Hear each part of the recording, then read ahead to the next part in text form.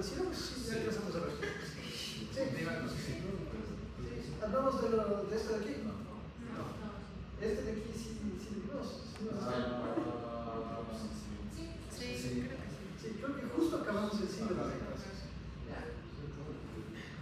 Entonces, esto es lo que yo quisiera que logremos al final con un poco de suerte. ¿Sí? Que se acuerden que existen enfermedades tropicales cuando les toque hacer un diagnóstico. Los ojos solo ven lo que el cerebro conoce. Entonces, si no sabemos de esto, les puede pasar como me pasó a mí sin discoteca, ¿cierto? Lo de la paciente que pensé que era faringomigalitis y si lo tenía.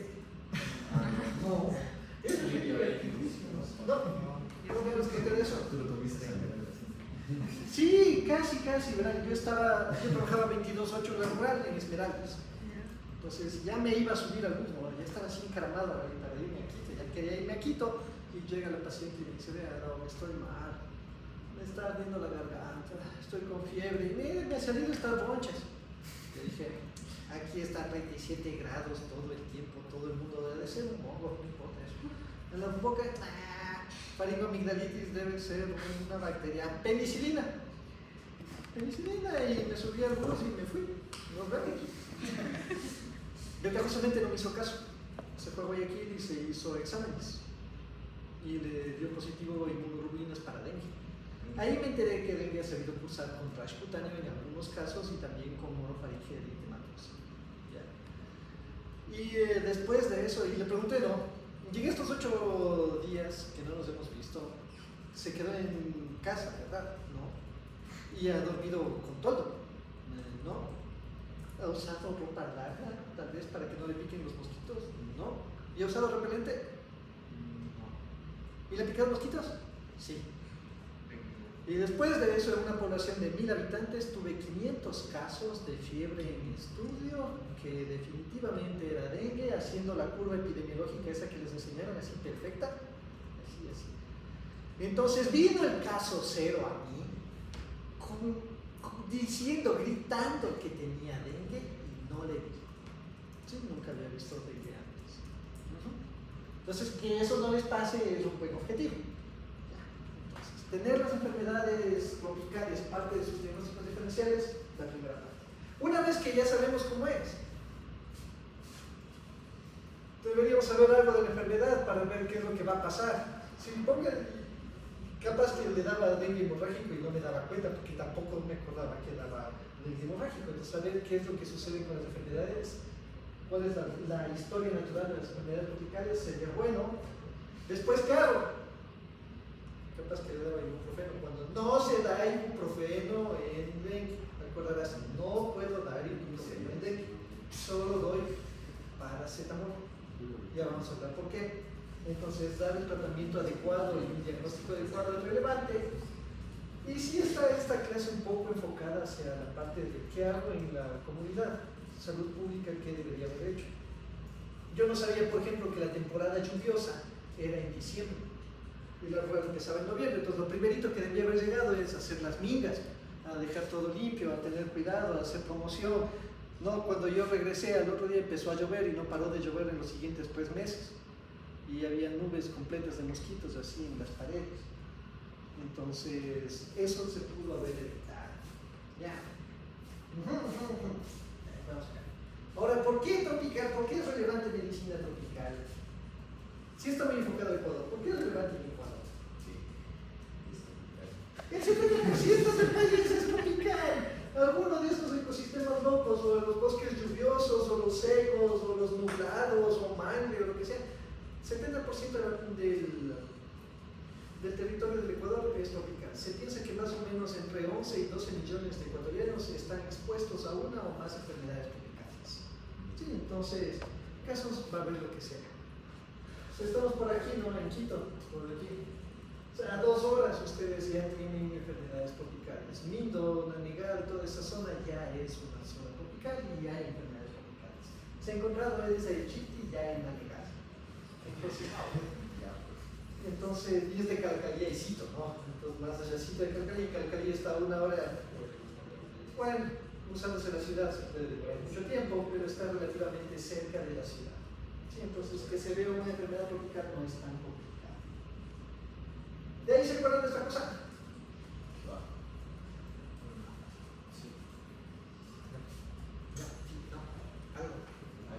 ¿Alguna idea? ¿Qué era y para qué servía? ¿Qué era y para qué servía? ¿Ya para qué servía?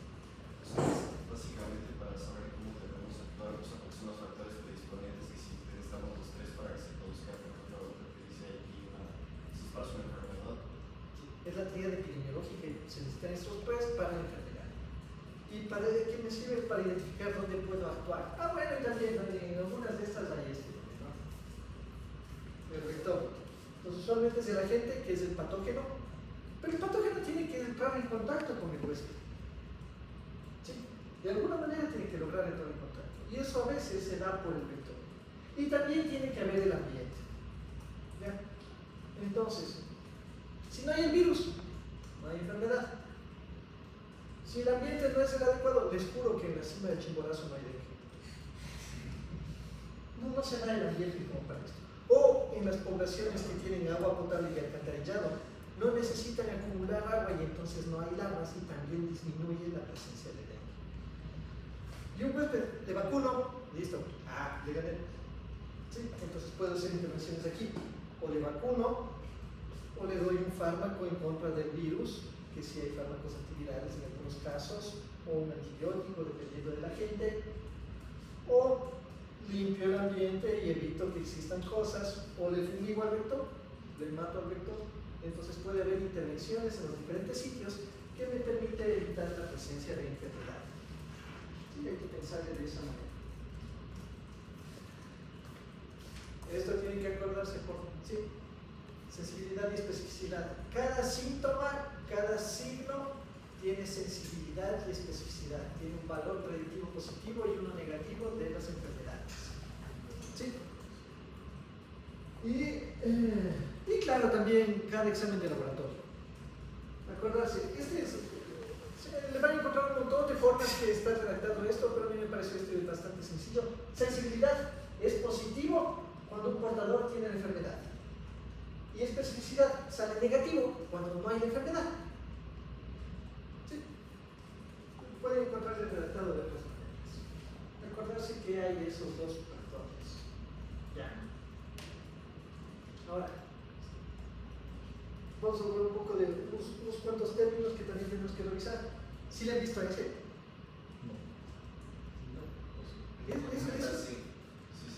Es un parásito todo divertido, es un crustáceo que se mete en los peces y se les come la lengua, y entonces el crustáceo después funciona como lengua del pez, y así cada vez que el pez se alimenta, el parásito se alimenta y ya no le puede dejar porque después no puede derretir ni nada. Entonces, parásito, un organismo que vive a expensas de otro, sigue obteniendo beneficio. Huésped es el que da hospedaje. ¿Sí? Acordarse de eso. Sí, algunos libros le tratan de cambiar el idioma, que ahora es hospedero, que dice que huésped está bien usada la palabra para aquel que da hospedaje. ¿Sí? No es el que se hospeda, sino el que da hospedaje es el huésped. Y puede ser definitivo cuando hay una reproducción sexual en el interior de ese huésped, o intermediario si es una reproducción asexual.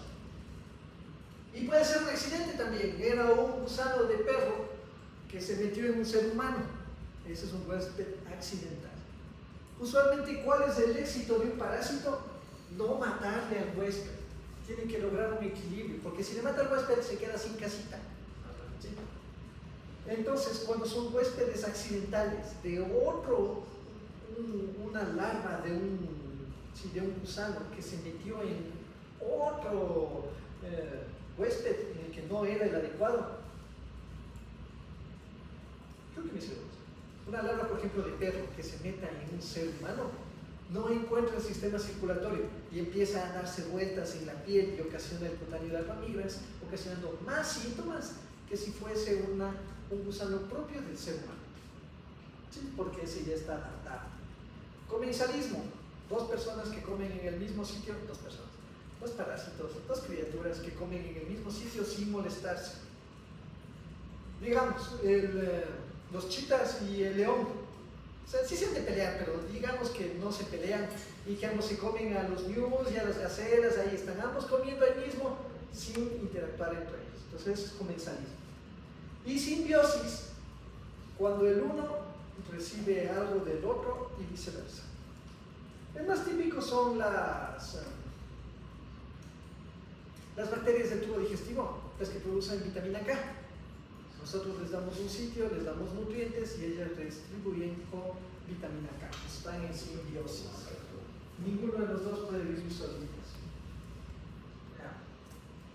Ectoparásito, todo parásito que está por afuera.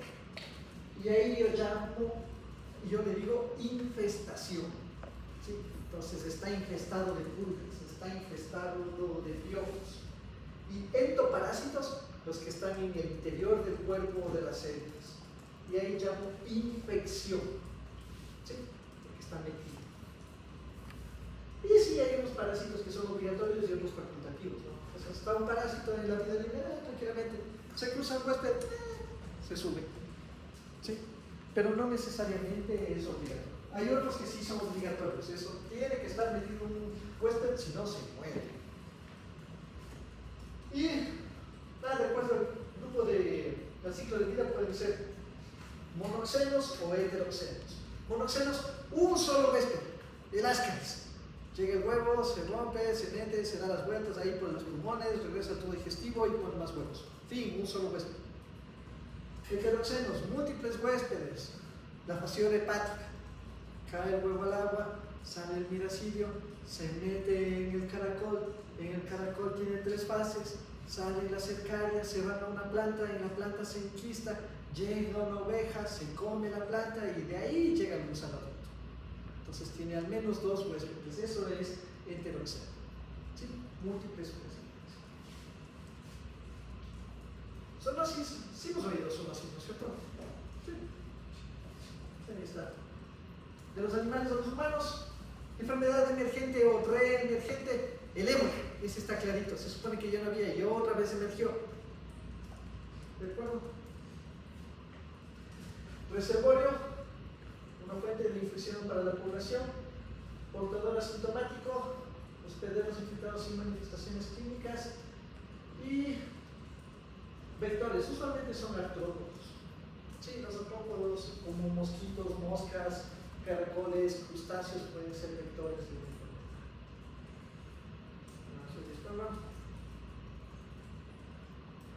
Aquí de forma muy general vamos a mencionar esto. ¿Cómo sobrevive un parásito en el interior del cuerpo? Tiene un montón de cosas, pues. Primero, si es que se acerca una inmunoglobulina, le pega con un antígeno y le se saca el antígeno como cambiarse de ropa. Y entonces las inmunoglobulinas se quedaron por un lado, ya no pasa nada. O coge antígenos de las células del cuerpo y se pega y se recubre y se camufla. O no le permite que se forme el fagolisosoma. ¿Se acuerdan que había el fagosoma y el lisosoma y si se unían caían todas las cosas feas, los radicales libres? Entonces no le dejo que el lisosoma se una y se queda ahí viviendo tranquilito y le controla la célula a punta de microRNAs mensajeros como si fuera un títere. Y produce otras sustancias también como citoquinas, inhibidores moleculares. Ahí está el mimetismo molecular, que nos dice inducción de revolución inmune, se recubre de proteínas, toda una serie de vías metabólicas. Así a muy grosso modo para que tengan una idea de lo que va a hacer el parásito. Sí, vamos a ver algo de virus en la primera parte de fiebre, pero de ahí ya nos vamos a enfocar en protozoarios que son unicelulares, ¿ya? Y metazoarios que eran múltiples células, ¿no? Y de estos gusanos planos, platérmitos, gusanos redondos, ¿sí? Nemátodos y céstodos. Sí, vamos a hacer céstodos, que son todas estas dañas. Y también vamos a ver algo de artrópodos, vectores y parásitos. Entonces aquí hay una lista de lo que ojalá logremos también, aparte de los que ya estaban mencionados. En amebas está esta ameba histolítica. Sí hemos escuchado de las amebas. ¿Ya han escuchado de la Naegleria fowleri? Sí, ¿no es cierto? Se sube al cerebro y se lo come. Tricomonas vaginales, Giardia leishmania, Cryptosporidium, Plasmodium, que es el que tenemos que hacer énfasis. Difilobotrium latum. Sí, es una peña que antes no había, pero adivinen que de pronto todo el mundo hizo sushi y ahora hay cadenas de sushi y comen pescado crudo. Trae el Difilobotrium latum, es una peña de los pescados, el pescado crudo. Es chistosona que ya les conté que si hay en mi país. ¿Sí les conté eso? Sí, que les conté. Facial hepática y las peñas. El Echinococcus también, que es relativamente común en el país.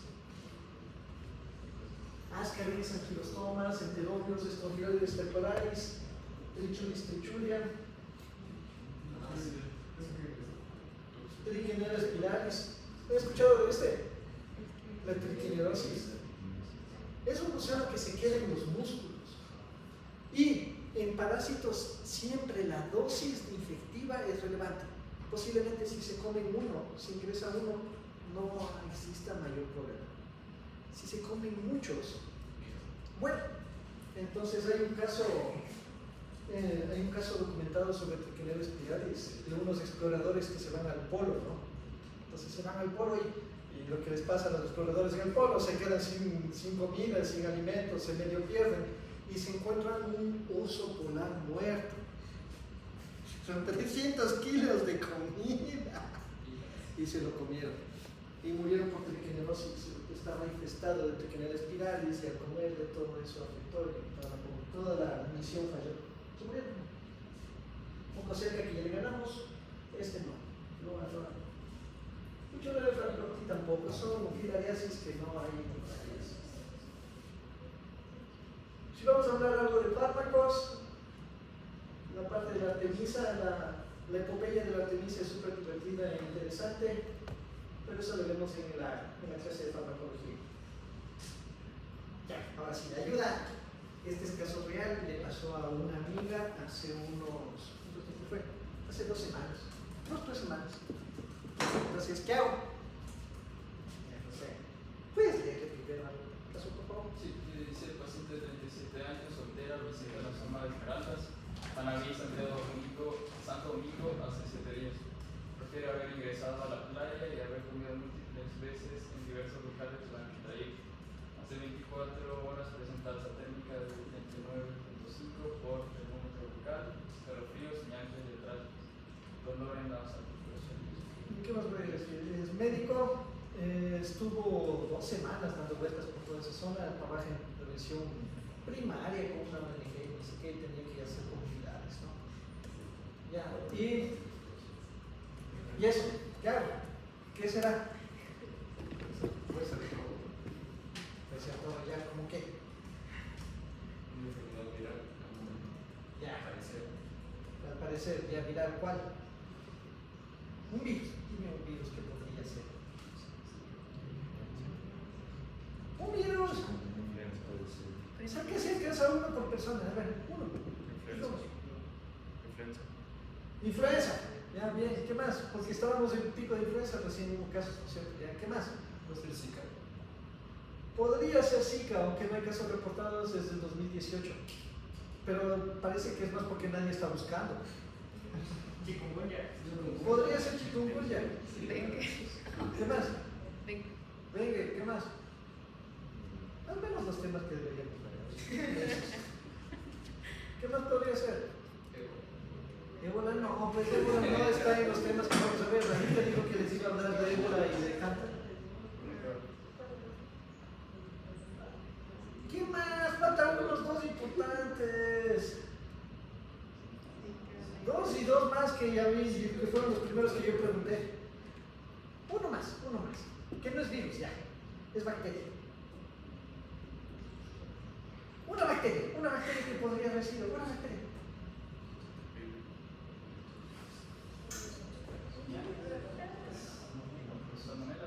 Podría haber sido salmonelosis, algo más. Si la fiebre tifoidea podría caer si estuvo comiendo en cualquier lado.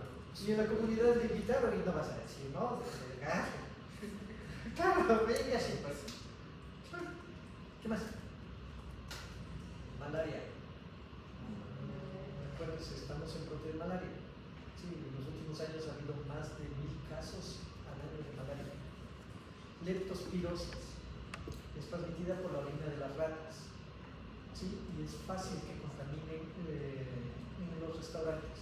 Es muy sencillo que contamina leptospirosis de esos sitios. ¿Sí? Lo típico es las latas de las bebidas enlatadas, o que quedan almacenadas en bodegas y las ratas caminan sobre eso, y una rata está defecando y orinando 1 o 2 veces cada 5 minutos, independientemente. Ya, entonces puede haber eso. O directamente sobre la comida preparada. A veces almacenan todos o otra cosa, pasa un ratón, se alimenta ahí y estuvo en múltiples sitios en eso. ¿Ya? Lo que yo pregunté primerito es mononucleosis infecciosa y VIH. Claro, se fue a las calles 7 días. Se portó bien. Es lo que pregunté, es mi amiga, entonces tenemos la confianza. ¿Y hay riesgo de esto? Entonces me dijo que no había riesgo. La gente nunca dice la verdad, igual pedimos.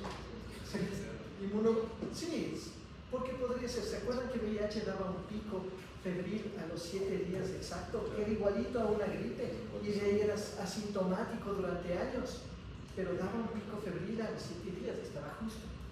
¿Sí? O algún tipo de estas enfermedades. Entonces hepatitis A también podría ser que aún se presente histérica. ¿Sí? Leptóspira. ¿Suele presentarse ictericia en leptospirosis? Ya no se acuerdan qué hacía la leptospirosis. Puede ser ictérica, pero también hay una variante anictérica. ¿Sí? Puede presentarse leptospirosis sin ictericia. Entonces puede ser todo eso y COVID. COVID también está circulando. Por más que se esté vacunado, puede dar COVID y se presenta con fiebre. ¿Sí? ¿De acuerdo? Entonces esa es la primera parte del enfoque. ¿Qué le haremos? Le hicimos exámenes, y sí tengo los exámenes. Ahí está el examen. Sí, está con el permiso de ella, si así me permitió. Le dije, voy a usar esto, lo usa nomás. Glóbulos blancos 1700. ¿Cuánto es lo normal? 4.000. O sea, aquí dice que 4.500 a 10.000 de acuerdo a este laboratorio. Pero sí es más o menos entre 4.000 y 5.000. Tiene 1.700. ¿Qué pasó? Y que tengo inmaduros 1.2. ¿Qué significa eso? Cuando el normal es 0.4. Que los soldados que estaban ya formados se murieron en el campo de batalla y están cogiendo a los chiquitos, le están poniendo un uniforme que no les cansa y un fusil que no alcanza a cargar y le están mandando al frente. Sí, le está ganando. ¿Ya? ¿Qué más tenemos? Monocitos elevados y neutrófilos. ¿Dónde están los neutrófilos? Neutrófilos están bajos. Y entonces, ¿cuándo se subían los monocitos? ¿Y los neutrófilos? Primero los neutrófilos. ¿Pero en qué caso se subían los neutrófilos? Bacteriano o viral. Pero esto está todo alterado porque está súper bajo. Sí, está una leucopenia bien marcada. ¿Sí? A las 24 horas o 48 horas le repetimos. Ya. Pues sí, igual. 1.8 a 1.7 está casi igual, ¿no? El problema es este. Plaquetas, empezaron a disminuir las plaquetas. ¿Sí? Y neutrófilos, ahora sí ya tengo que estar, no, siguen bajos. Neutrófilos y linfocitos siguen bajos y los neurocitos siguen elevados. Ya vieron sepsis. Están en eso. ¿Separan los criterios de sepsis? Eso va y había leucocitos, plaquetopenia. ¿Qué más había?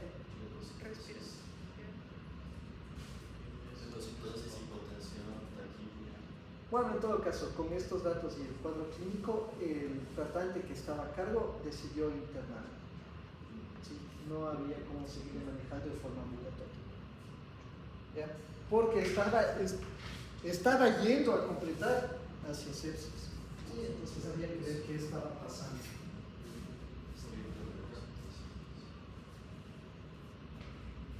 Glucosa elevada, TGO, TGP, también empezaron a elevarse. ¿Sí?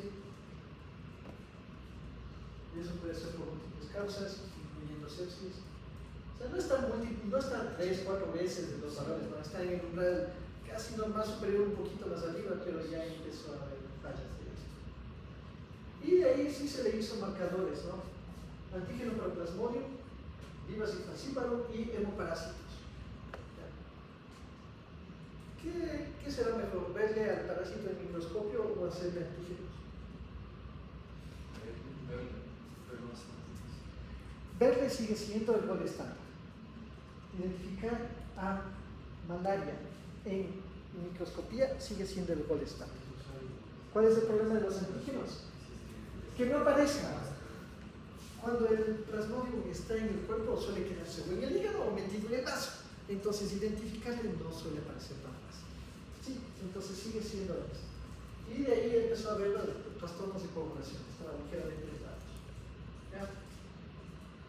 Entonces, hablamos un poquito de dengue.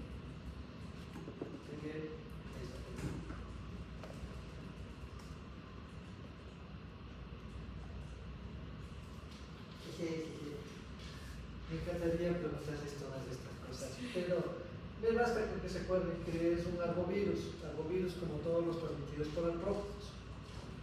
Pertenece a los clavivirus. Y esta proteína, esta más, la NS1, porque hay como identificarle antígenos de esta en forma temprana. Y así hago diagnóstico molecular. ¿Sí? Y de ahí sí hay un montón de otras cosas y otras cosas. ¿Cuántos tipos de dengue hay? ¿Cuántos tipos de dengue hay? ¿Cuántos? No, nada recuerdo. ¿Cuántos tipos? 4 tipos de dengue. ¿Bien cómo se llaman? 1, 2, 3, 4. Dengue 1, 2, 3 y 4. Okay. ¿Y cuáles hay en el país? Todos, porque somos biodiversos. ¿Sí? Hay los 4 tipos. 4 tipos. A pesar de que alguien tal vez se encuentre con alguna cosa como estas, no, 4 tipos. ¿Sí? Hay 4 tipos. ¿Ya? ¿Cuál es el relajo? Una persona se infecta con dengue. Dime un número del 1 al 4. 2. Ya. Una persona se infecta con dengue 2. Y entonces el cuerpo, ¿qué hace? Anticuerpos. Y a la enfermedad le bloquea. Y en el 35% al 40% de los casos no da síntomas. Nada. Absolutamente nada. Es decir, ¿se han ido a la playa? ¿Les ha picado un mosquito en la playa? Sí. ¿Se han sentido cansados después de haber regresado de la playa? No, después de manejar 8 horas. Ya, por ejemplo. Ya. Pudo haber sido dengue. Ese mareo que dijeron fue por las curvas de Santo Domingo, no, fue dengue. O completamente normales y bien, tuvieron dengue. Porque puede ser completamente asintomático. ¿Qué pasa si van de nuevo? Y esta vez no llega el dengue 2, sino llega el dengue 3. Llega el dengue 3. Entonces los anticuerpos contra dengue se activan, pero estos le bloqueaban al 2 y no le logran bloquear completamente al dengue 3. Y lo que hace es que le facilitan meterse al virus en el monocito. Y en el monocito le hacen pedazos al monocito y ocasionan una explosión de citoquinas. Entonces hay factores citotóxicos del monocito y se liberan estos. ¿Se acuerdan los factores del complemento? El C3A y el C5A, que aumentaban la permeabilidad. Y también le daña el endotelio. Entonces imaginémonos, es la aorta, ¿sí? La aorta. Y ¡prax! Se vuelve permeable. ¿Qué se le saldrá del interior de la aorta? ¿Qué se saldrá? Líquido. ¿Y a dónde? Al espacio entre las células, sí, al intersticial. Y entonces, ¿qué pasa con la sangre que quedó adentro? Se concentra. ¿Y funciona? ¿Logra transmitir bien el oxígeno a los órganos? No, porque ya no es sangre, es una gelatina lo que se les quedó en el interior. Sí, está lleno de plasma y otras células. Y entonces da shock. ¿Sí? Los órganos no reciben ni oxígeno ni nutrientes y empiezan a sufrir. Presenta shock. Hay pérdida de líquido ahí hacia afuera. Se dañó el endotelio. Si se dañó el endotelio, ¿qué pasa?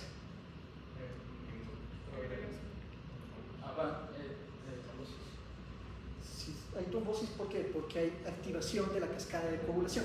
Si se activa la cascada de la coagulación, se van a consumir las plaquetas. es decir, en el trombo que se hizo están toditas las plaquetas del cuerpo. Y entonces, en otro lado no hay plaquetas y sangre. Y por eso se da el dengue hemorrágico. ¿Sí? ¿Está sencillito esa parte? Ya. Entonces, ¿qué le doy al paciente? ¿Qué tengo que poner? Claro, si está hecho gelatina a la sangre, mejor le meto agua. Y entonces le licúo al hematocrito. ¿Y cómo sé si es que me está yendo bien? Le hago un hematocrito. Si está muy alto, necesita más agua. Si está muy bajo, ya le metí demasiado. ¿Sí? ¿De acuerdo? ¿Podemos hacer un hematocrito sin laboratorio? ¿Podrías hacer un hematocrito sin laboratorio? ¿Cómo harías un hematocrito sin laboratorio? ¿Cómo? Ya, ¿cuánto le sacarías? 5 mililitros.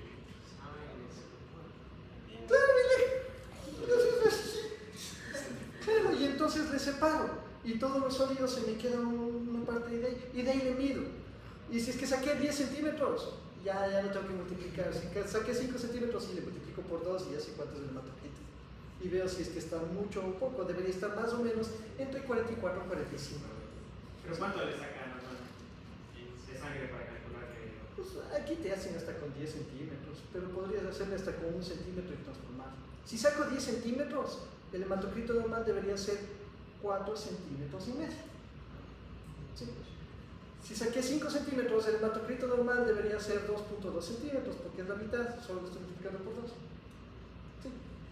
Más o menos. Entonces sí podría manejarle incluso a un paciente con hematocrito sin necesidad de laboratorio. ¿De acuerdo? Espero que nunca se encuentren en esa situación, que siempre tengan un laboratorio a mano, pero en caso de que sea algo extremo, sí es posible. ¿Ya? Claro, ya, entonces, también hace otras canalladas del virus, ¿no? Se mete y le mata al megacariocito, es decir, aparte que se consumieron las plaquetas, le ocasiona apoptosis al megacariocito, también baja más. Sí, destrucción de las plaquetas y puede ocasionar procesos autoinmunes y apoptosis en ciertas células. ¿Ya? ¿Y cuáles son los síntomas? Esos, miren. Fiebre, cefalea. Cefalea intensa. Ya, dolor retroauricular. Este es relativamente específico de dengue, pero no siempre está presente porque puede haber incluso asintomático completo. Pero si esto como que me orienta más. Dolores musculares, articulares, náuseas y vómitos, da manifestaciones gastrointestinales, puede ocasionar diarrea. Sí, y ustedes piensan, será intoxicación alimentaria, que se comería. ¿Ya?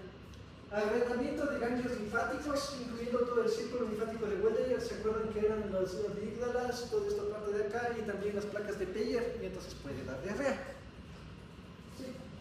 O sarpullido, y esto es lo que me cambió, me varió completamente a mí.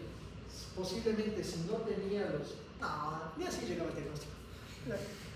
Pero sí, que presente orofaringe eritematosa, inflamada y ganglios, me hizo pensar más en un proceso bacteriano.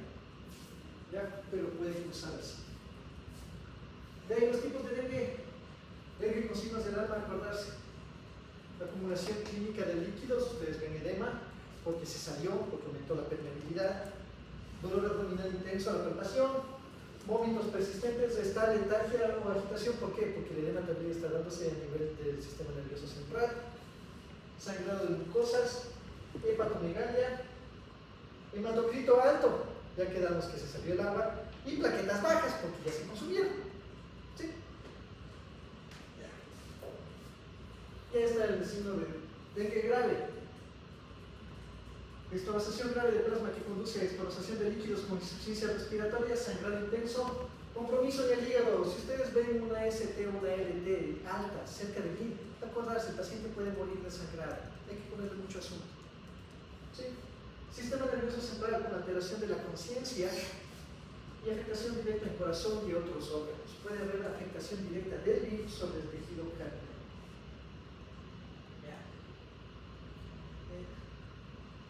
Aquí está el curso de la enfermedad. Entonces, tenemos esta primera fase donde está la viremia alta, que hay deshidratación, la temperatura se va al pico, hay una deshidratación, Esto que es, las plaquetas bajan y el hematocrito empieza a subir. En estos 2 días, del 3 al 6, hay un choque hemorrágico, hay daño en los órganos y se da una fase crítica. ¿Sí? Y de ahí tenemos que aquí es la fase convaleciente en la que sí sobrevivió, estamos bien, hay una reabsorción de los líquidos, si a partir del 6º día se reabsorben los líquidos, no hay problema. Las plaquetas empiezan a elevarse y las inmunoglobulinas también empiezan a subir. ¿Sí?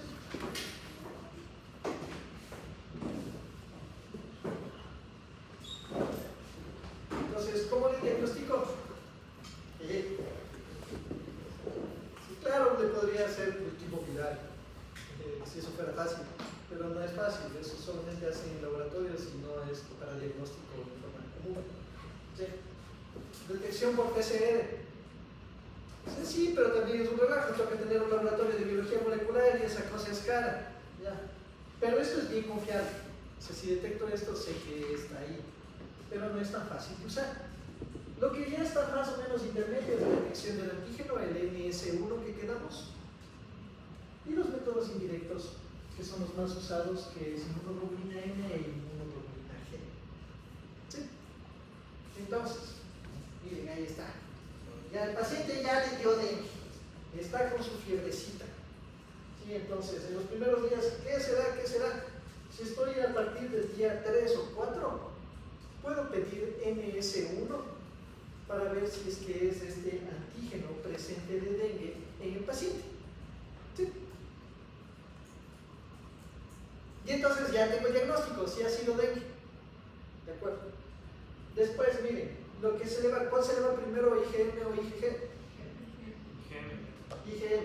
Ya, entonces estoy en el día 1, 2, 3, 4, 5, 6, 7, estoy en el día 7 y encuentro una IgM alta en comparación a la IgG. ¿Sí? Es más o menos 2 veces más alta que la IgG.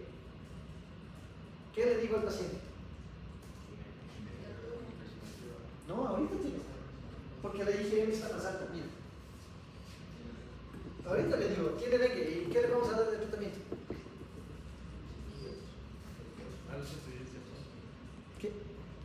¿Qué le doy de tratamiento? ¿Qué le digo al paciente? Ya está con dengue. ¿Qué le digo?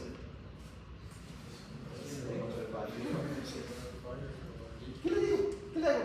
¿Qué le doy? ¿Qué le doy? ¿Paracetamol o ibuprofeno? Ya quedamos, le doy paracetamol, sí, porque está con fiebre, pobrecito, y está con fiebre, espero, y no es necesario. Démosle paracetamol como horario. Tome agüita, pero por Dios, vaya y tome agua. Sí, tome agua, porque está perdiendo, está sudando, y pues tome agua, entonces ahí te creen un poco. Ya, ¿qué más?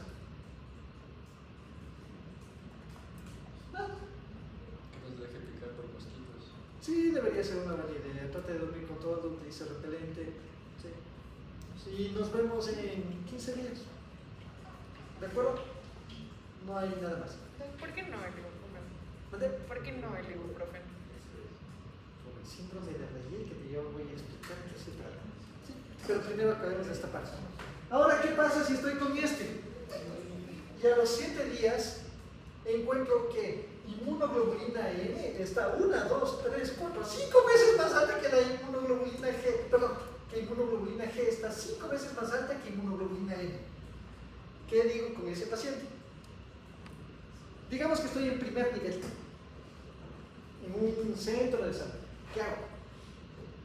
¿Qué van a hacer? ¿Qué haríamos? ¿Qué se les ocurre que va a pasar? Claro, es lo primerito que tengo que hacer. Tac, tac, tac, tac. ¡Jefe! Necesito apoyo, hay que transferir a este paciente. Va a morir desangrado. A este ya le dio dengue y está con dengue de nuevo ahorita. Se va a empezar a chocar y no tengo aquí ni una solución salida y no me han dado ni paracetamol. Sí, depende de dónde estoy. Estoy en un nivel más alto, cuidados intermedios, por ejemplo, viene paciente con dengue grave, ¿sí? Tenemos inmunoglobulinas elevadas, necesitamos hidratarle y tenemos que hacerle hematocrit cada 8 horas para ver cómo responde. ¿Sí? Estoy en un tercer nivel, terapia intensiva. Paciente con dengue grave, tenemos que hidratarle agresivamente, preparar sangre completa porque posiblemente va a sangrar, paquetes globulares o paquetes plaquetarios, ¿sí? Electrolitos y hematocrito cada 6 horas, porque le vamos a meter a líquidos y eso le va a alterar los electrolitos, ¿sí? Entonces tenemos que chequear, ¿sí?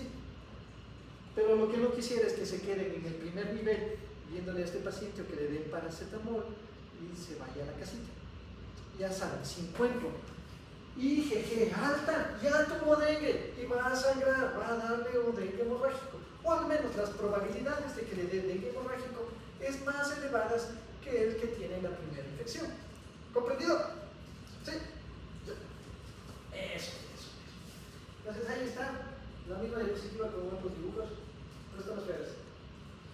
Lo mismo que examen se utiliza, pero con costos y días y tiempos. Y este es solamente para decir, en los primeros días, sí, en los primeros 4 días, NS1 me da diagnóstico de que es. Y luego las inmunoglobulinas me permite ver si es que es uno primario o secundario. Y ya sabemos que el tratamiento va a ser diferente. ¿Sí? Básicamente lo mismo. Esta es una infección primaria, la IgM aparece primero, la IgG es detectable luego, en cambio en esta se vuelve súper alta la IgG en el secundario. La parte molecular me encantaría que se sepa la parte molecular y todo lo demás, pero no tiene mayor relevancia clínica. Lo que sí es relevante que se acuerden. Daño del endotelio produce citoquinas que van a aumentar la permeabilidad capilar.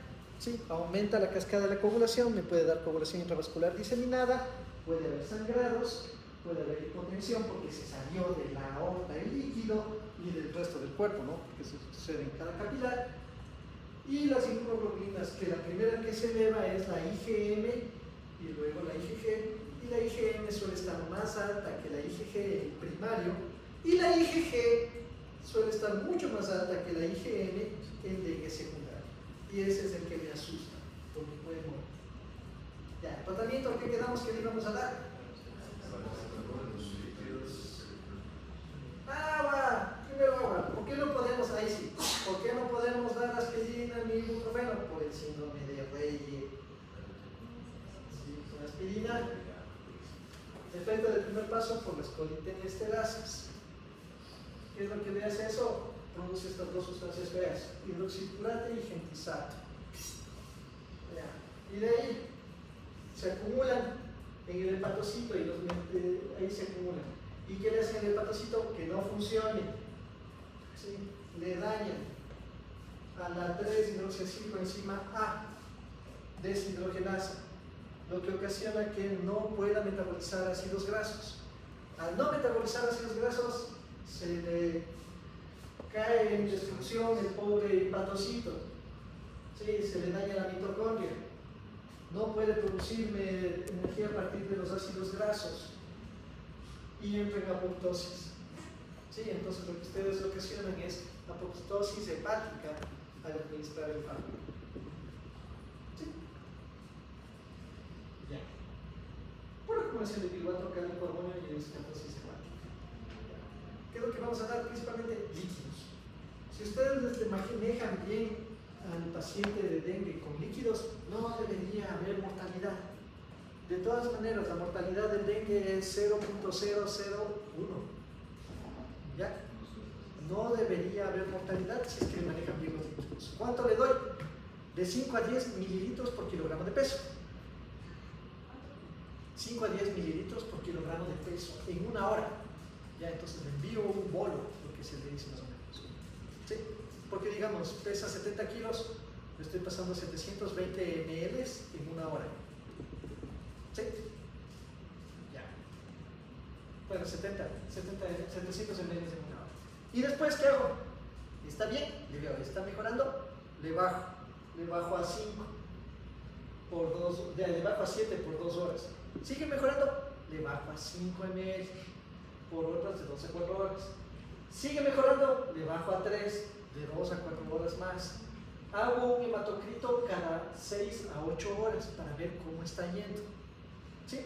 Y se suspende todo a las 48 horas, porque era la fase convaleciente, ¿se acuerdan? Incluso la fase convaleciente y ya está. Y el paciente sobrevive. ¿Qué pasa si no mejora?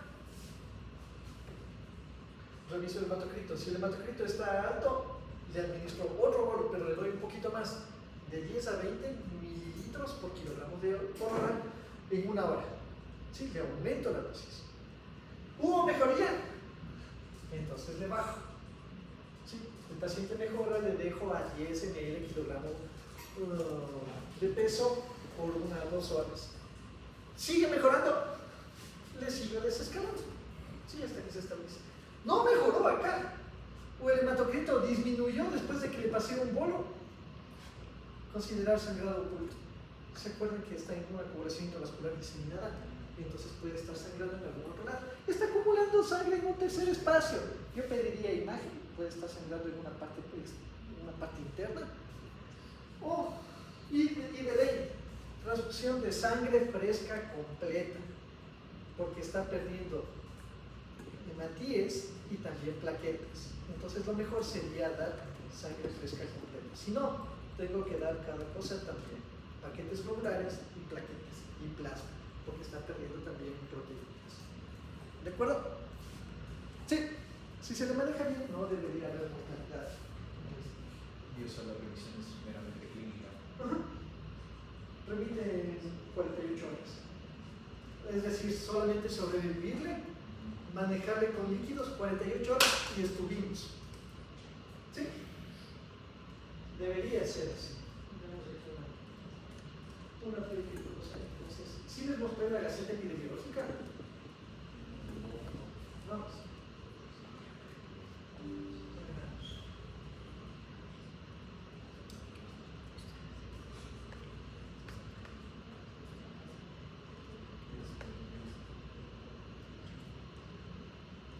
El ministerio usualmente presenta en especial cuando no hay brotes,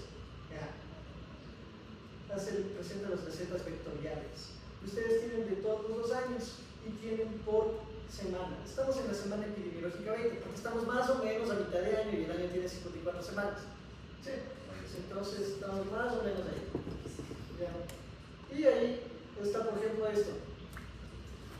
Están las enfermedades transmitidas por vectores: dengue, leishmaniasis, malaria, chaga, fiebre amarilla, fiebre chikungunya, malaria, zika y bartolinosis. Entonces, de dengue, en el 2017 11.000 casos, en el 2020 16.000 casos, en el 2023 28.000 casos, en el 24 61.000 casos, en el 25 37.000 casos y ahorita de lo que vamos del año 14.000 casos. ¿Qué me indica?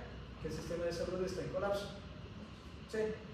No hay promoción, no hay cosas, está aumentando. Si no, no debería aumentar. O hay zonas en el país donde no hay cómo ingresar, no existe más ya el gobierno ni el país. Ajá. Leishmaniasis, más o menos 1.000 casos cada año. El año pasado 1.324 casos, hasta ahorita tenemos 353 casos. Malaria. Tuvimos aquí un brote grande en el 2019 de 2.000 casos, 2021 2.400 casos, y ahorita en lo que va del año vamos 131 casos de malaria. Chagas, 43. Fiebre amarilla, esto es una locura. Ha habido un brote en el 2025 de 11 casos y en este año ya va 1. ¿Sí? Chikungunya. El fuerte, claro, también fue en el 2017 y ahorita está en 6 casos. Mayaro, bueno, nada, el año pasado 6 casos. Mayaro, nada en este año, bastantes no. Zika, el último reporte fue en el 2018 de 9 casos. Pero estoy casi seguro que en este tiempo nadie ha estado bien. ¿Sí? Como aquí fue el terremoto y sabíamos que llegaba Zika al país, sí hubo un control importante. Después de eso, yo creo que es más una falta de diagnóstico antes que la ausencia del virus. Claro, a comprobarse, ¿no? Bajemos un poquito. Ahí está dengue. Miren, ¿en qué provincia no hay?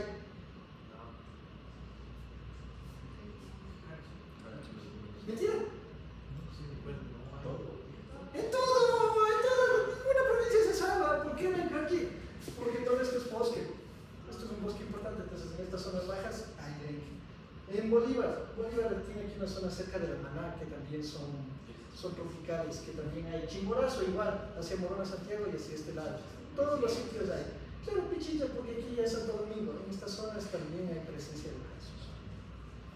Sí, entonces está en todo el país. ¿Cuántos casos? Ahí está. Hay 14.000 casos. Sí, hay 15 muertes. Hasta esta semana ha muerto alguien. Y la semana pasada no había, bueno, esta es de una semana anterior, ¿no? Pero estaba en 14. ¿Sí? Y más o menos es la proporción lo que les dije, ¿no? 0.001. ¿Sí? Uno por cada 1000, más o menos. Que no deberían haber muerto, ¿no? Entonces esto con buen manejo no tenía por qué fallecer. ¿Ya? ¿Y qué crees? Y ahí está. ¿Y a quiénes? Está casi equilibrado, bueno, está un poco más en mujeres de 20 a 49 años, ¿sí? Que es el grupo laboral. Este es el grupo que está dedicado a las actividades laborales, por eso es usualmente el mismo. Sí, también niños. Ya. Pero aquí están de todas las enfermedades y por mapitas y con curvitas, y entonces ustedes pueden darse cuenta si es que hay brotes o qué está sucediendo. Vemos que esto es Chagas. Miren donde está Chagas, sigue siendo bajo el problema. ¿Esto qué cosa es? Leishmaniasis.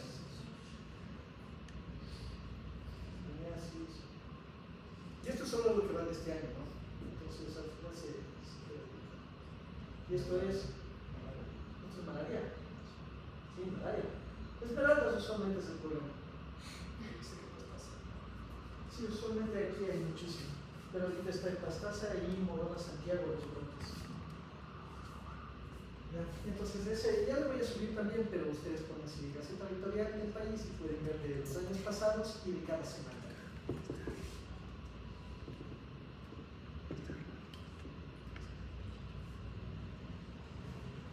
Estos son años pasados.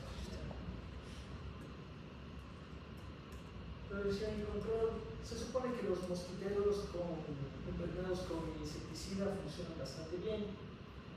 Y sobre todo lo que necesitaría el país es agua potable y alcantarillado. Eso, hasta ahí, venga, ¿alguna cosa, alguna pregunta? Nada, ¿sí quedó más o menos claro? Sí, ya saben cómo es, con este proceso, ¿qué doy? Agua, sobre todo agua. Es antipirético, pero lo que le está matando es la falta de agua. Ya. Chikungunya. ¿Alguien sabe por qué se llamaba así?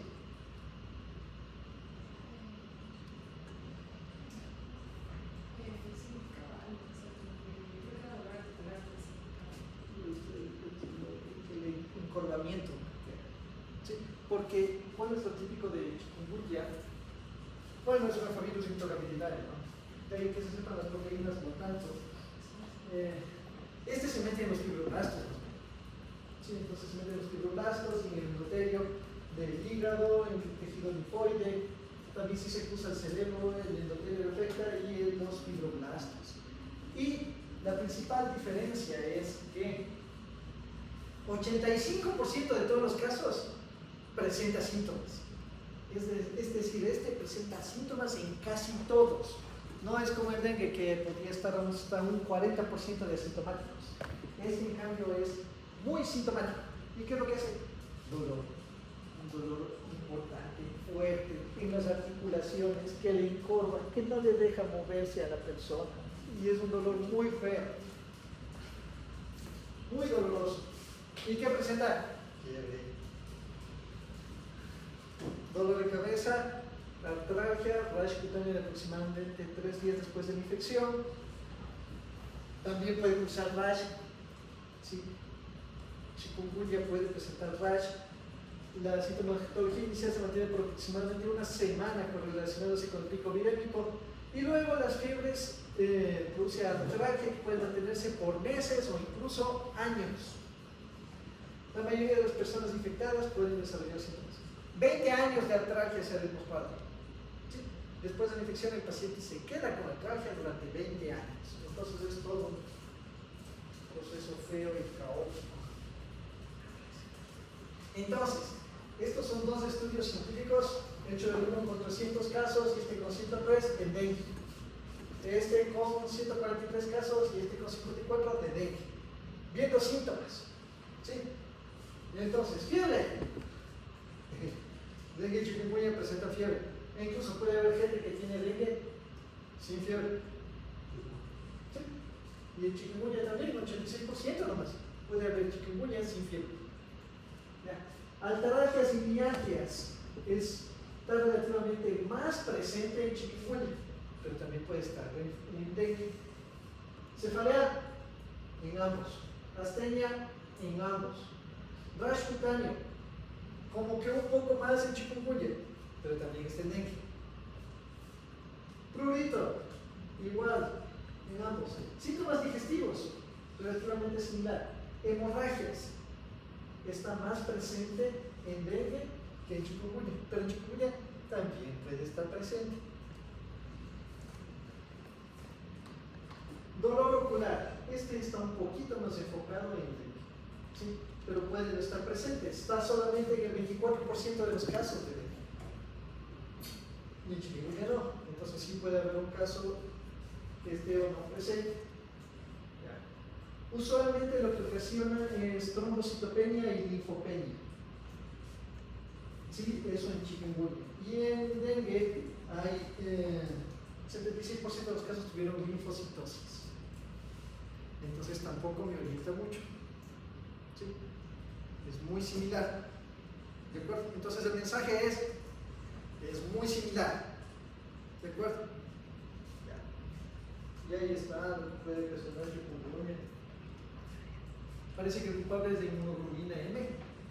¿Sí? Se mete ahí y puede estar ocasionando la acumulación de IgM en los cuadros de artritis, de una sintomatología similar a artritis reumatoide. Y también el virus se mete en los macrófagos del espacio sinovial y aumenta la producción de los osteoclastos. Y entonces ocasiona osteoclastogénesis, destruye las cavidades articulares y ocasiona la sintomatología durante mucho tiempo. ¿Sí? Complicaciones: encefalopatía, falla renal, cardiopatía, falla renal respiratoria, shock hemorrágico y también puede producir Guillain-Barré. ¿Sí? Entonces, todo un caos. Si tuviéramos PCR, RT-PCR sería fantástico para identificar si no hay inmunoglobulinas, y las pruebas rápidas también suelen funcionar bastante bien. Tratamiento: hay que tratar los problemas de las articulaciones como una artritis reumatoide, ¿sí? Con todo lo que eso implique. Hablamos un poquito del mosquito para terminar esta parte. ¿Sí vieron las larvas de la semana pasada, no es cierto? Sí. Pero esta plaga, sí. ¿No vimos estas larvas? No les vimos a las larvas. No, pero en realidad es larvas. Ah, me sé cuánto. Chao. Sí, empezamos por ti.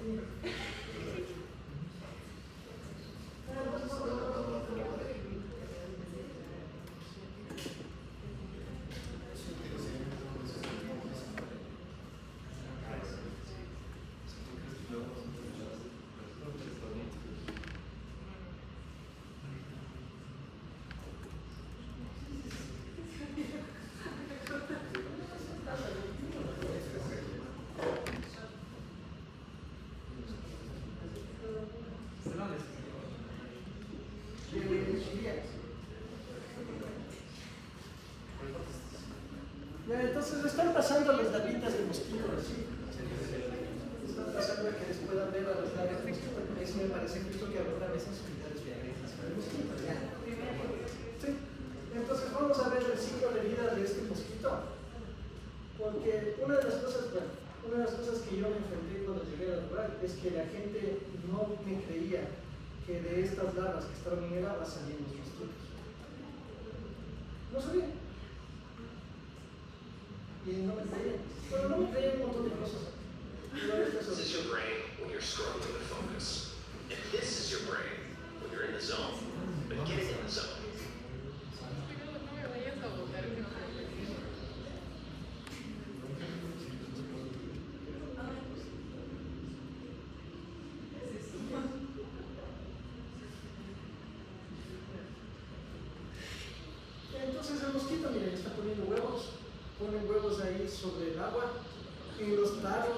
que se tiene acumulado agua para el consumo les deja en los lados, ¿no?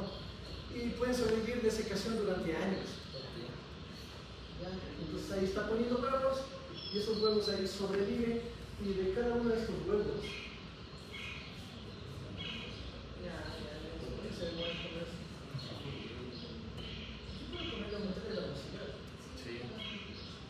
Esos tres puntitos. Abajo, más abajo. Ah, sí, más cerquita. El otro.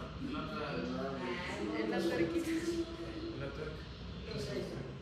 Ya, entonces los huevos, como en todos, ¿no? Tienen que madurar y una vez que están ya maduros, ahí eclosionan.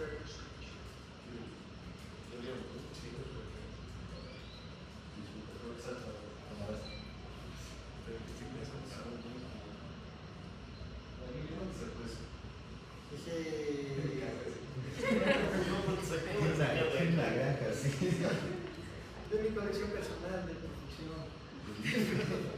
Ay, ¿verdad que el agua de aquí empezar de raro es por eso?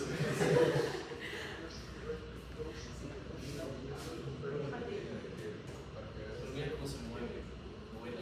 Ya, entonces ahí salen las larvas de cada uno de estos mosquitos, de esos huevos salen las larvas. Y si ven cómo se mueven, si les vieron que se movían así todo extraño. Por eso les decían usarapos o tirapatadas. Creo que uno se muere, pero los otros están vivos. Hay unos chiquitos. Sí, se mueven así, entonces ahí están las larvas. Las larvas son de vida acuática, ¿no? Y respiran por ese sifón en la cola. ¿Sí? Y comen sobre todo materia orgánica. Entonces ha habido brotes, por ejemplo, en Manabí por culpa del cementerio, porque todo el mundo llega y pone un florero con agua y una flor, y entonces tienes materia orgánica y eso se llena de mosquitos y pican a los que están vivos. Y también, ahí van a ver, tienen depredadores pues, estos. Entonces se ha utilizado, por ejemplo, larvas de libélula para tratar de controlar a las larvas de mosquitos. ¿Sí? Ahí están, tienen ese pérculo, miren, ahí está alimentándose, todo bonito. Ahí está comiéndose algo. Y esa es una larva de libélula. Entonces las larvas de libélula tienen una mandíbula retráctil en la parte de abajo, le atrapan a la larva y se lo comen, pueden comer hasta peces, ¿no? Una mandíbula enorme, les coge y se come. ¿Ya? Hay más choles.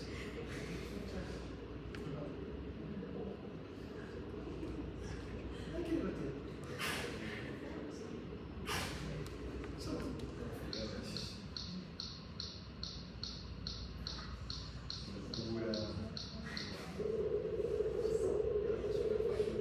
Ahí se comió una pepa, por ejemplo. Sí.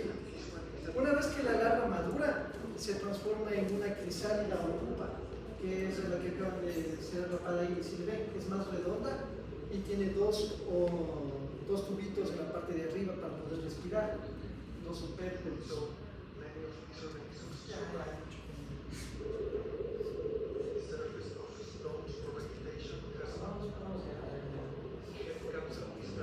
Ya miren, eso se está transformando en pupa.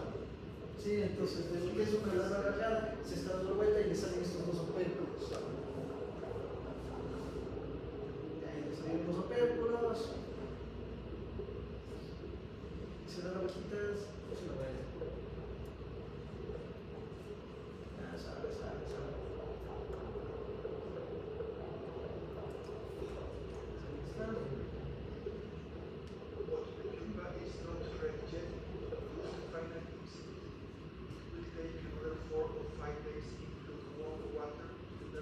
Entonces se quedan así y ahí está finalmente la crisálida. Y esa crisálida eventualmente se rompe y entonces se libera el mosquito adulto hacia la superficie. Mosquito adulto.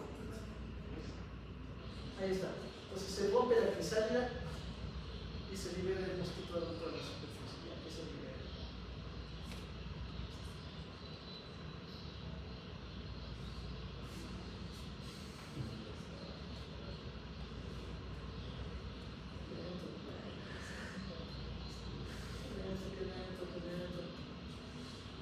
Por eso va saliendo más rápido. Sí, porque son más rápido, sí, sí.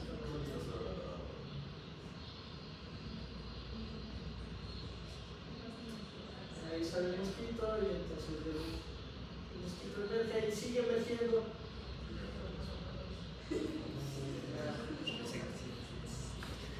Y entonces finalmente hay un insecto adulto, ¿no? Y ese insecto adulto va a alimentarse de sangre.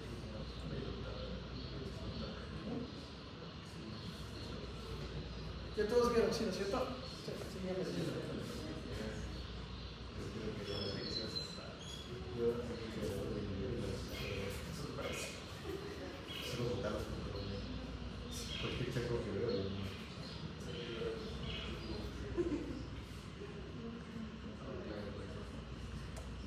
Sí, entonces...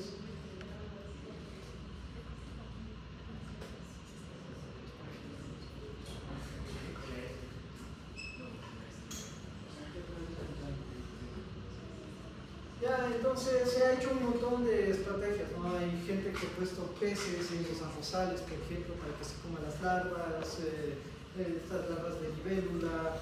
En el Valle de Cumbayá había malaria hace algunos años. ¿Cómo le destruyeron? Pusieron aceite quemado sobre la superficie del agua. Entonces todas las... sí, fue algo bastante grosero, pero efectivo. Entonces si queda aceite aquí, la larva no logra respirar y muere. ¿Ya? Y claro, destruyen todo el ecosistema también. Pero funcionó, eso fue en 1945. ¿Ya? Y hay una serie de mosquitos. El que transmite el dengue es el Aedes aegypti. Las larvas que ustedes vieron es de Culex. Ese hay en el país, hay en alturas más altas. Ese le traje del Chimbía, que debe estar 2.800, 2.900 metros. No transmite dengue, puede transmitir el virus oropuche, pero no transmite dengue. ¿Ya? Pero los mosquitos, y el problema es también que con el calentamiento global, Aedes aegypti se está desplazando más hacia las zonas más altas. ¿Sí? Entonces ya le dimos a Aedes aegypti. Aquí tenemos el principal vector, es este. Este es el Aedes aegypti. ¿Sí? Apareció en África y se fue con el ser humano en todas las migraciones y colonizó todos los continentes porque puede sobrevivir en un poquito de agua. Entonces el hombre siempre cargaba agua y se llevaba ahí la larva. En una tapa de botella hemos encontrado ahí larvas, ¿sí? Que está botada en la calle, un poquito de agua puede sobrevivir. ¿Ya? Este es Aedes albopictus, que también es vector, pero es vector secundario. Ya se le encontró también en el país. Antes estaba solamente en Japón, ya lo encontraron, hay la presencia de este en Guayaquil. Estos moscos vuelan más o menos 300 metros, no más. Entonces, o nacieron en la casa donde les pican, o máximo en la casa del vecino, pero en la misma cuadra. ¿Sí? Y entonces eso implica formas para su prevención. ¿Cómo sé que uno de estos mosquitos voló 300 metros? ¿Cómo puedes saber que un mosco vuela 300 metros? Así. Le coges al mosco y le botan polvos fluorescentes de fiesta rabé. Entonces el mosco queda pintado con eso. Y de ahí le liberas al mosco y pones una trampa a 50 metros y otra trampa a 200 metros y una trampa a 300 metros. Y lo que máximo se le encuentra es más o menos a 250 metros. No se dispersa más. ¿Sí? Y entonces hay un montón de... En lugar de poner agua potable y alcantarillado, hay un montón de iniciativas en la actividad epidemiológica afectándole al mosco. Entonces, por ejemplo, este profesor detectó que si le metía al mosco y le infectaba con una bacteria que se llama Wolbachia, le obligaba al mosco ya no se enfermaba de dengue. Claro, sí, es una simbiosis, hace una simbiosis con la Wolbachia y el mosco ya no se enferma de dengue. Y adivina qué, la Wolbachia se transmite por vía sexual. Entonces la idea es, infecto un montón de moscos, les libero, se aparean con los moscos salvajes, todos quedan infectados con Wolbachia y ya no se transmite el dengue. Hay otra estrategia, le cogieron al mosco y tenga rayos X. Y al tener rayos X, o le hacen estéril, o la probóscide se dobla y ya no puede inyectar. Y ese mosco se aparea con la población que está afuera y entonces no hay descendencia porque son estériles. Y de esa manera se baja la población de mosquitos. Y eso ya se probó hace 2 años en Galápagos. Se liberaron moscos estériles irradiados con rayos X para evitar la progresión de los casos. No funcionó. Pero hay un montón de cosas. ¿Qué es lo que debería hacerse? Agua potable y alcantarillado y pavimento de las calles, una recolección de basura y eliminamos esta enfermedad y 20 más. Pero eso implica que a alguien le importe. Sí. Y sale más divertido esto porque así le puedo cobrar cada año el paquete de moscos que le toca liberarse. ¿Sí?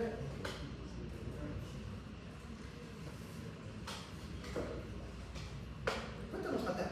¿Media hora? 40. ¿Por qué 10 minutos? Eso ya. Entonces sí, hagamos un poquito de fiebre amarilla. ¿Alguien sabe algo de fiebre amarilla? ¿Alguien se acuerda algo de fiebre amarilla aparte de fiebre amarilla? ¿Por qué amarilla? ¿Por qué amarilla? Imagínate por qué será fiebre amarilla. Se pone amarilla. ¿Y por qué se pone amarilla? Y te dice, ¿y por qué? ¿Y cómo? O sea, claro, tiene que ser porque está la ictericia, ¿no es cierto? ¿Y cómo le daña el hígado? No, algo más feo. Mira, se mete en el hígado, llega a la célula de Kupfer y le hace apoptosis. Entonces, básicamente le da apoptosis a todo el hígado. ¿Ya? ¿Y a dónde más? En el corazón le hace lo mismo. Entonces, y al riñón también le hace lo mismo. Y si tienes una célula que está en apoptosis, llegan estos, pues, los CD4 limpiadores. Y le limpia, pues destruye esa zona y libera segundos mediadores inflamatorios, interferones, factores de necrosis tumoral, interleuquina 2. Y esto daña el endotelio. Y si se daña el endotelio, ¿qué?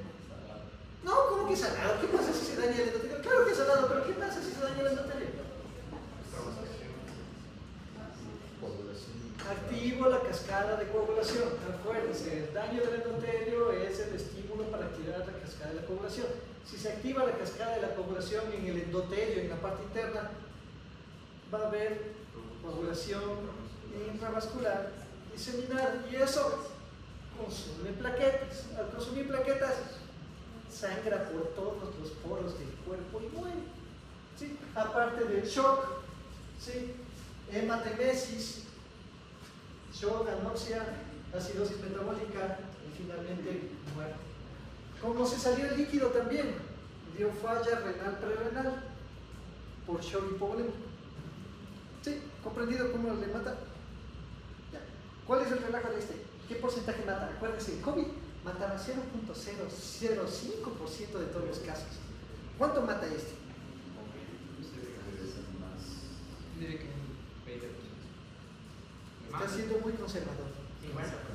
Entre el 50 y 60% de todos los casos de fiebre amarilla mueren.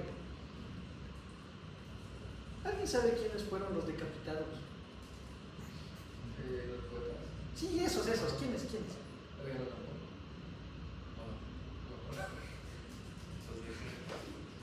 Me da Frankensiva. Sí, esos poemas, pero puñaleros, que la mitad les volvieron pasillos, así todo. Sí, el problema es que en Guayaquil había periódicamente epidemias de fiebre amarilla y un 60% de la población de toda la ciudad fallecía. Sí, entonces eso era el acabose. ¿Se acuerdan lo que sucedió con el COVID? Con un 0.05% que incluso quedaron cadáveres en las calles y que ya no había sitios y los ¿cómo decir? Los cajones de cartón y tanta cosa, horroroso. Ya. Ahora con un 60%, entonces es el fin de los tiempos. Horroroso. Ya. ¿Cuál es la buena noticia? Hay vacuna. ¿Dónde está? La buena noticia es que hay vacuna. ¿Cuántas veces tiene que vacunarse al año? Al año nunca. ¿Y en la vida? Una. Antes se pensaba que era una cada 11 años. Se ha demostrado que con una dosis es suficiente. ¿Sí? Una dosis. Una dosis es más que suficiente. Miren los síntomas en comparación con dengue. ¿Qué tiene? Fiebre, por eso se llama fiebre amarilla. ¿Sí? Mialgias y dolor de cabeza, cefalea. Congestión conjuntival, es justo la imagen de la siguiente diapositiva. El paciente está con ictericia en las escleras y sobre eso se le ve irritación, se le ve eritematosa en las escleras. Si ven, esto está amarillo y ahí mismo está rojo. ¿Sí? Es un caso, es un cuadro típico, una imagen típica de fiebre amarilla.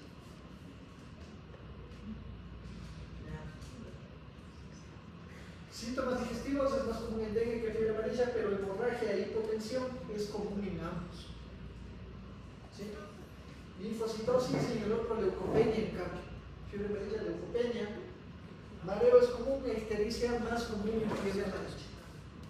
Se supone que eso como que me orienta un poco hacia el fiebre amarilla. Hay el signo de Faguet. ¿Qué es el signo de Faguet? Acuérdense, cuando alguien tiene fiebre, debería subir la frecuencia cardíaca. Por cada grado, ¿cuánto dice?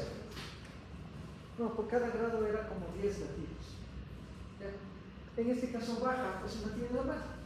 ¿Por qué? Porque el virus está dañando directamente la conducción cardíaca. ¿Sí? ¿Se acuerdan que ocasionaba apoptosis en el hígado y también daño en el corazón? Está metiéndose y dañando los cables de la conducción cardíaca. ¿Sí? Entonces ocasiona una radicardia relativa con respecto a la alta temperatura. Transaminasas superaltas, en el 25% reaparece y muere en 7 a 10 días después del síndrome hepatológico. Entonces también es bifásica. Pues tiene los síntomas, el dolor, la postración, la inyección conjuntival, la leucopenia, empiezan a derrubarse todos, y aquí tiene una fase de 24 horas en la que desaparecen los síntomas. Y después empieza todo el caos, de 3 a 8 días, en la que hay hemorragia, las convulsiones, hipotermia, hipotensión, aquí ya se pone muy presente la ictericia y llanuria también, y finalmente muere o sobrevive. En la mayor parte de los casos fallece. ¿Sí? Lo bueno es que hay una sola variante, entonces la vacuna es muy efectiva y funcional. ¿Cuál es el problema? Que la población esté vacunada. Claro, no debería haber casos, por ejemplo, y está uno reportado este año y 11 el año pasado. Quiere decir que la cobertura de fiebre amarilla no es óptima. Ya.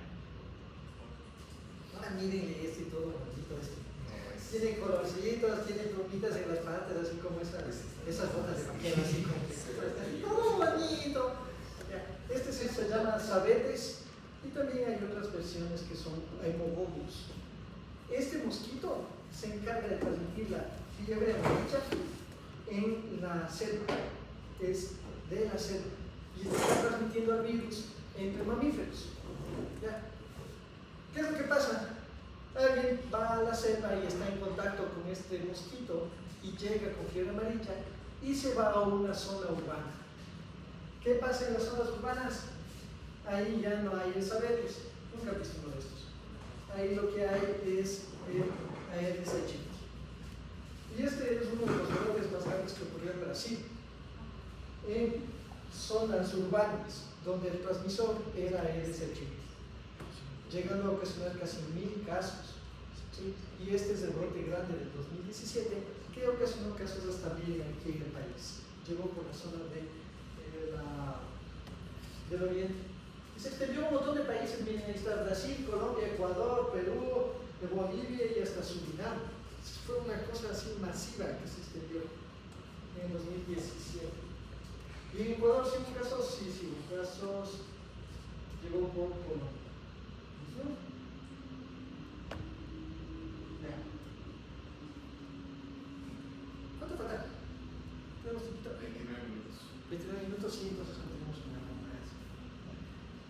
compañero, hasta ahí.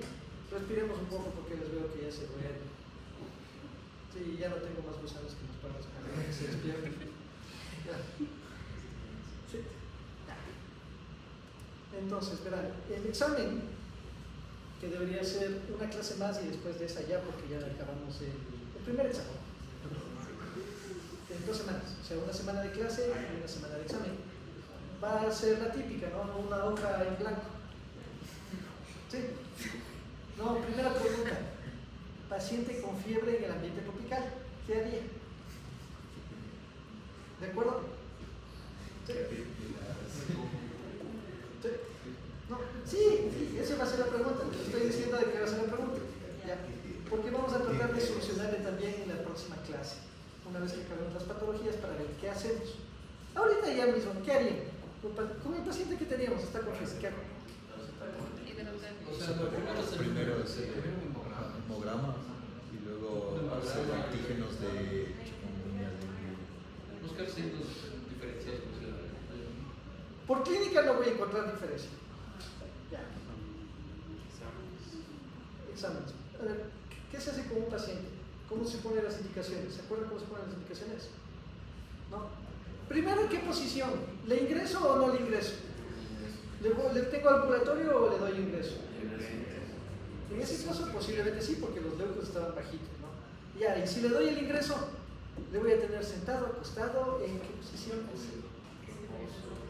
Semifolia, ¿se acuerdan de las diferentes posiciones? Ya, entonces le pongo ahí. De ahí va alimentación, le vamos a dar de comer. En este caso le vas a dejar sin comida. No, sí. Pero dije si no hubiera algo así, o sea, no vomitan los pacientes con esto. Pero no está como. Entonces, Yo le dejaría con vía oral. ¿Sí? ¿Tengo que ponerle oxígeno? son todos No. Entonces van ustedes primero. Gases, posición, dieta. Después, hidratación. Le vamos a poner líquidos. Sí, en este caso vamos a empezar con un líquido, ya, porque parece que está deshidratado. De ahí, fármacos. ¿Sí? ¿Qué podríamos poner en ese caso? Paracetamol. De ahí, exámenes. ¿Qué exámenes pedimos? Un hemograma, ya, para ver por si acaso sea malaria. ¿Qué más? ¿Y para el inglés? Yo preferiría ahí inmunoglobulinas. ¿Por qué NS1 no puedo hacer? Porque esta ya pasé los 7 primeros días. Sí, ¿no es cierto? PCR es muy caro, ¿qué tal que no hay? O podría pedir PCR, ¿pero para qué? ¿Para dengue? ¿Para chikungunya? ¿Para malaria? ¿Para Zika? ¿Para Mayaro? ¿De acuerdo? ¿Sí? Para identificar cuál de estos tiene. ¿Sí? ¿Qué pasa si es que pido... A ver cómo se llama. No, ahí está. Y después, plan. ¿Qué hago? ¿Sí?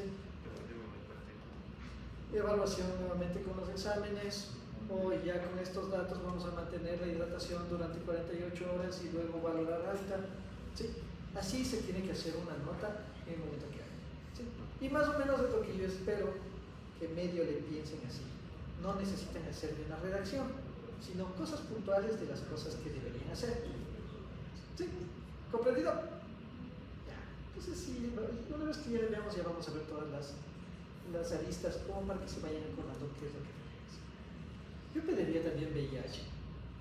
Ya les dije, pediría VIH y también hepatitis B, A, sobre todo A.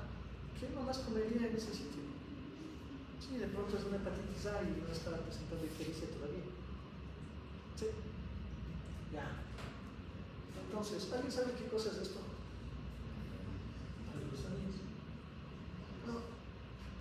Es una medida que se inventaron los salubristas para decir que una enfermedad, comparar una enfermedad con otra. Entonces es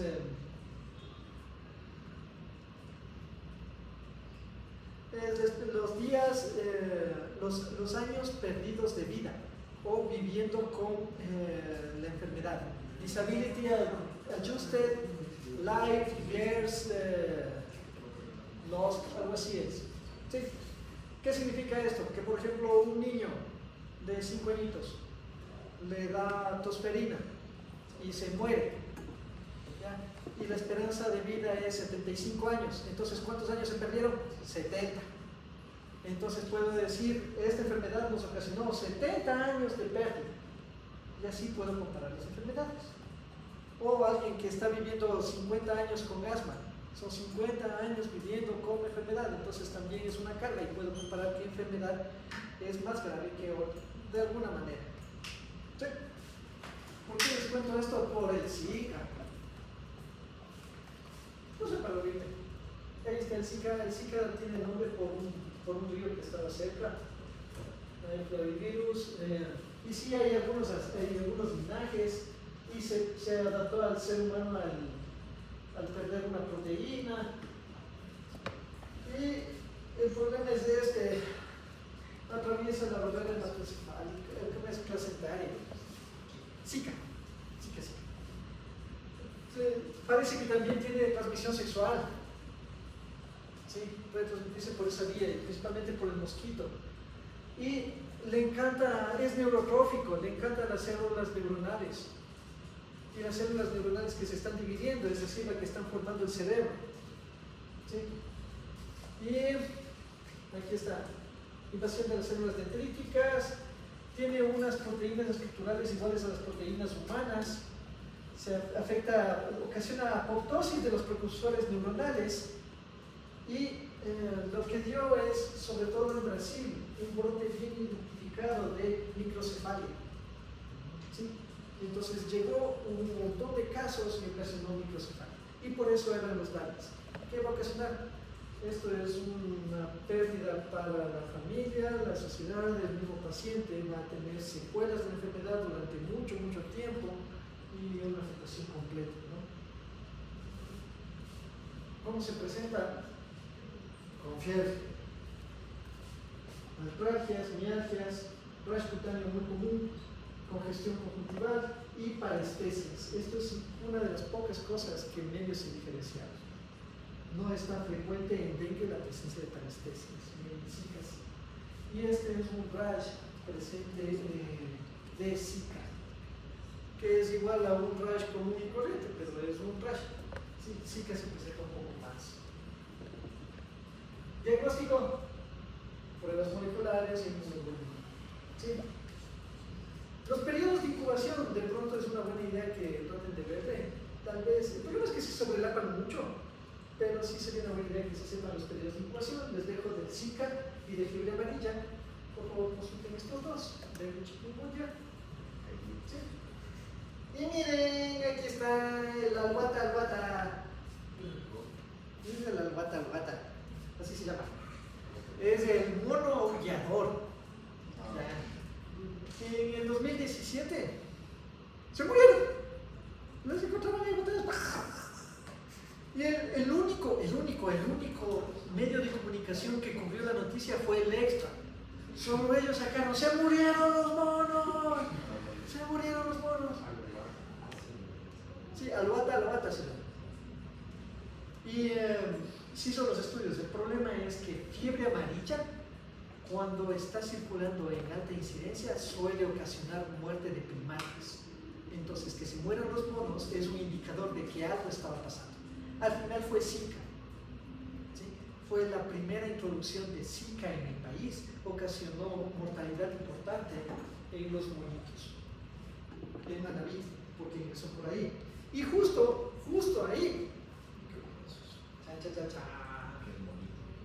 el terremoto. Entonces teníamos un nuevo virus que estaba circulando y teníamos gente viviendo en esas condiciones en los campamentos, donde no tienes agua, donde no tienes alcantarillado, el acceso a toldos también era precario y un montón de edificios que podían caerse y entonces la gente no ingresaba donde había agua emposada. Entonces fue el cúmulo de cosas como para que se presente una explosión de casos. ¿Sí? Recuerdo que ahí encontramos uno cuando nos enviaron y estaba empezando a circular Zika.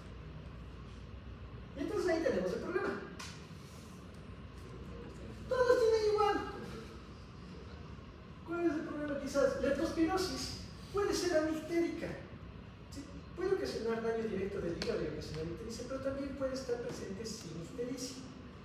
¿Sí? ¿Y qué es lo que ocasiona? Rash, pero también ocasiona artritis, igual que dengue y chikungunya. ¿Sí? Mialgias está presente en todos, rash cutáneo también está presente en todos. Bueno, en Zika es más común. Ya, en leptospirosis es raro, pero no es inexistente.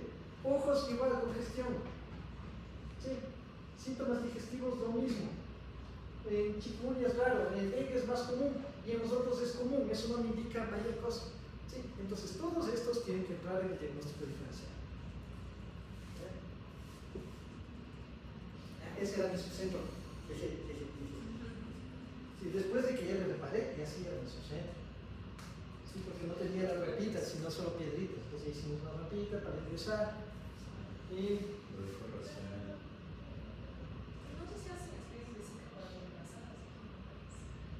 se hacía, no estoy seguro que se mantiene todavía. Ya no se hace porque bajaron el número de casos. Entonces se piensa que no está circulando, pero cualquier momento puede haber una reemergencia, porque se queda en animales que viven en las zonas selváticas. ¿Sí? Esa era la ambulancia. ¿Ya? Entonces yo sí tenía que cuadrar estos procesos, no era tan fácil llegar al hospital base y entonces identificar un paciente que tenía que ser transferido era fundamental, si no me lo quedaba ahí y yo tenía que... ¿Ya? Entonces aquí está el proceso, ¿no? Si estoy pensando en Zika o en cualquiera de estos otros, tengo que hacer todo. Inmunoglobulinas para dengue, chikungunya, Zika y otros posibles para el virus circulando. ¿Sí? Porque que me salga positivo para uno no me excluye del otro. ¿Sí? ¿Cómo confirmo un caso de Zika, por ejemplo? Si es que tengo negativo para dengue y para chikungunya, solo entonces sé que es Zika. ¿Por qué? Por esto. Hay coinfecciones. De pronto no solo tiene una, puede tener dos. Y entonces hay un caso bien, ese sí fue el éxito. Las familias usualmente no les importa la frontera. Entonces es una sola familia y viven en Colombia y también viven en la parte de, bueno, en esa zona, ¿no? Vivían en la parte de Esmeraldas y hasta Santo Domingo. Y una paciente una vez decidió ir a visitar a su familia. Entonces cruzó la frontera y pasó una semana en Esmeraldas y se sintió mal. Fue al hospital y le hicieron la prueba y le dijeron, ¿sabe qué? Usted tiene dengue, no hay riesgo de que sea hemorrágico. Paracetamol y líquidos y... Ajá. Pero ella no se fue a la casa, continuó visitando a la familia y visitó algunos sitios hasta Santo Domingo, pero no le pasaban los síntomas y estaba con mucho problema. Y en Santo Domingo deciden hacerle otras pruebas y encuentran que también tenía malaria. Estaba con dengue y malaria al mismo tiempo. Y siguió caminando en todos esos sitios. ¿Ya? Entonces, se ha demostrado dengue y chikungunya y malaria y leptóspira. Dengue y COVID, ese también fue un síndrome que fue muy frecuente identificado. ¿Ya? Entonces, no va a venir como en los casos clínicos de los libros. No. Todo paciente viene en combo. ¿Sí? Tiene una enfermedad infecciosa y al menos dos crónicas, porque puede tener hipertensión, puede tener diabetes. ¿Sí? Y hay que ver todos esos rebalantes. Y pensar en coinfecciones es fundamental. No se olviden de las coinfecciones. ¿Sí? Si no, ustedes están tratando una cosa y en realidad el paciente tiene otra. Ya, y ahí sí le dejamos.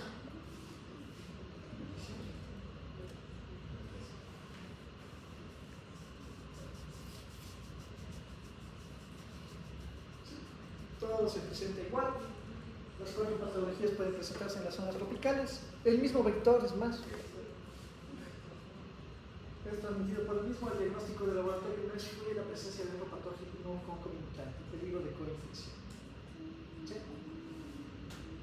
¿Estamos claros? Ahí dijimos. En la siguiente clase hablamos de malaria y de leptospirosis que nos falta. La anterior, tú le grabaste. Sí. ¿Toda? Gracias. ¿Sí me envías también el link? Sí, para ponerles en el negocio. Listo. Eso. Nos vemos en la siguiente clase. Eso, Daniel. Gracias.